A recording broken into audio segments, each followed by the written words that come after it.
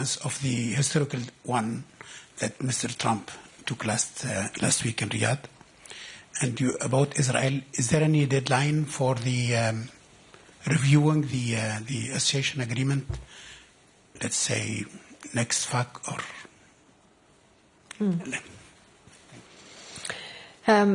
Thank you. First, on Syria, like I said, is everything going very well? No, it's not. But I think the question that we have two choices. Either we give Syrian people a chance that they have services, they have jobs, and their salaries could be paid so that there is less radicalization in Syria. Or we don't give that opportunity, and then we also don't have any say on the human rights and all the issues that actually worry us.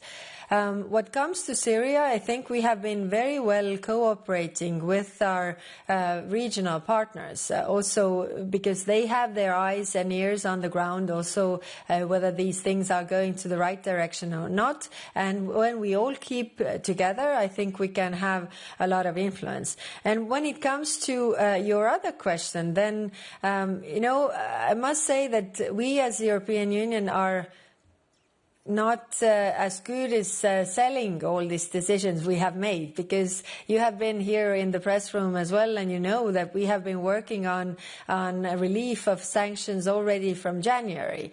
So we did the first package then. I think it was February, but I might be wrong. But anyway, in the beginning of the year, and we have been working on the technical details. It's true, in European Union it takes much more time because we are 27. We have very intensive discussions. It is maybe easier in some countries when you only have one person who makes the decisions. But I think I'm proud that we have been able to reach agreement today. On the association agreement, the review. We are, launching this exercise, and in the meantime, really hoping that the humanitarian aid is unblocked and the situation will become better. Thank you. Thank you, Vitaly.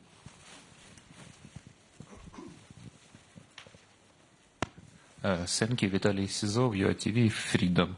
Yesterday, President of United States, Trump, said that he does not want to impose new sanctions against Russia, but today you adopted new package of sanctions. Ukrainian minister and his EU colleagues said that it's very important to coordinate sanction policy with the United States. Was your decision today coordinated with Washington, and do you coordinate sanction with the United States? On top of this, what do you think about the sanction initiative spearheaded by U.S. Senator Lindsey Graham? Thank you.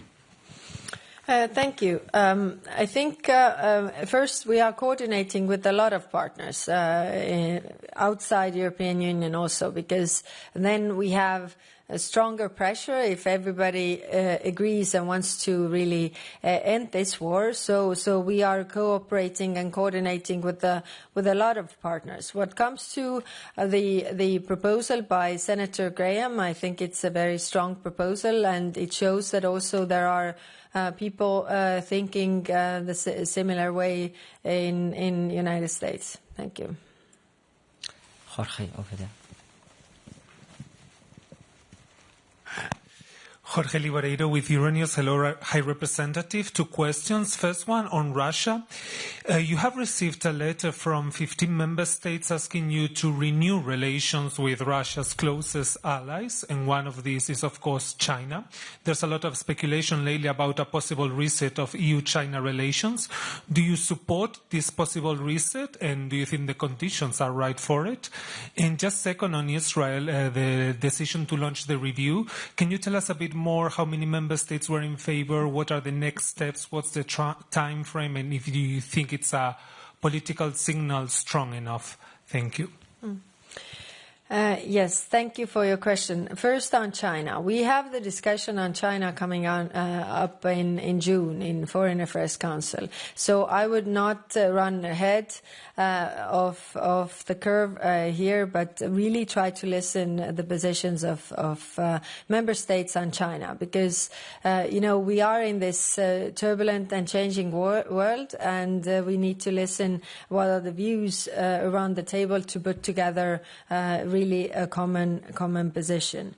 And then what comes to the association agreement and the discussion around that, I will not say numbers and I will not say member states, but I can say it was a huge majority for this. I think what it tells is that the countries see that the situation in Gaza is untenable, and what we want is to really help the people, and what we want is to unblock the humanitarian aid so that it will reach the people there. It is, the trucks are behind the borders. There are thousands of trucks, and like I said, the 100 trucks that came in, it's a welcome step, but it's not enough because the needs are much bigger. These humanitarian aid is very much financed by the European Union, and that's why the member states are also very keen on sending this message that the suffering of the people is untenable. Thank you.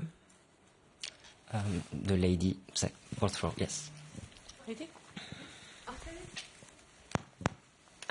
Tatiana Высоцкая, European Pravda, Ukraine. I would like to come back to 18th package of sanctions.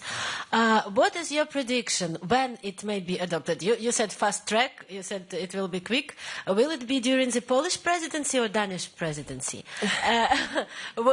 Because if it will be strong, some countries, some member states may block it. As, for example, Hungary is blocking Ukrainian accession. And this is my second question. It's not the topic of the discussion, but today in the morning we saw Marta Kos, who also participated in the meeting, and she was talking about the necessity of opening the first cluster with Ukraine. Are there any news? What did you discuss with Marta Kos? And maybe Hungary is, moving forward in this question, or no? Mm-hmm. Thank you. The work is already ongoing, but can I tell when we will be ready? I can't tell it now.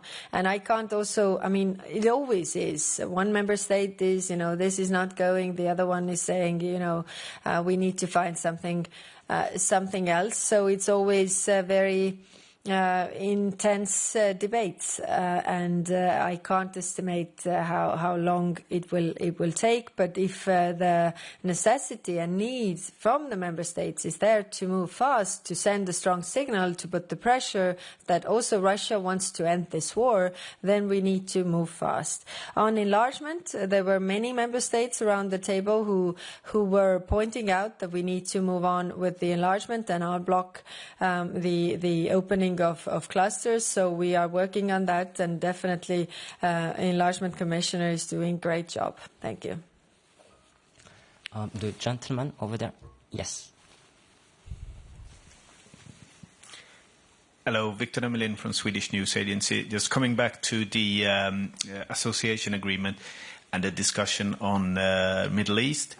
Were there any discussions on sanctions against the Israeli ministers, for instance, or settlers or anything else? Thank you.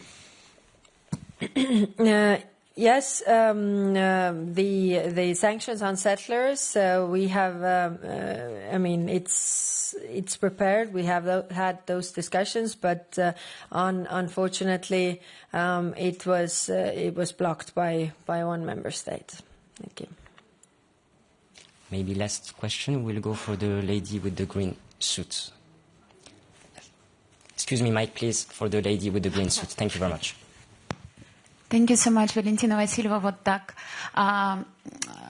So my question is about oil cap. Today, Andrei Sibiga asked for decreases oil cap till $30 per barrel. Now it's 60. Before Reuters, I think, wrote that EU wants to decrease it till $50. Do you think it's realistic without the United States? How realistic do you think it is? And if you can a little bit elaborate about help for Radio Free Europe, how will it work, when they will receive this money, and etc. Thank you so much. Thank you. Oil price cap. Just recall when we first agreed the oil price cap, the agreement was between all the parties that it will be, if the market price goes down, then it is always lower than the market price. That was the initial agreement by all parties. Now, when the price actually got down, we didn't do this step of having it lowered. I mean, the discussions, and then we had the US also on board. Right now, I know that in this big package of sanctions that the Senate is preparing, it's also the oil price cap. So the necessity is there. But can I predict how it is going? I can't, because the work is ongoing. And on Radio Free Europe, if we look at the total amount of funding that they have for operating all across the globe, then it's clear that Europe can't step in with all this funding that is necessary. So our focus should be really to help Radio Free Europe to work and function in those countries that are in our neighborhood and that are very much dependent on news coming from outside on Radio Free Europe, whether it's Caucasus, whether it's Central Asia. So to have it functioning, like I said, it is the short-term financing, and we need also member states to come in to find solutions for the long-term financing. But when we had the discussion with the commissioners, external affairs commissioners, also about the foreign aid withdrawal by United States and where we step in, the discussion was about being strategic, and we gathered from the member states what are the strategic areas where we come in with the European money, because we can't fill the void with everything. And one of those was free media. So this goes in line with those understandings from the member states. Good. Thank you. This concludes our press conference. We will be back here tomorrow after the ministerial with the African Union. So have a nice evening. Thank you very much.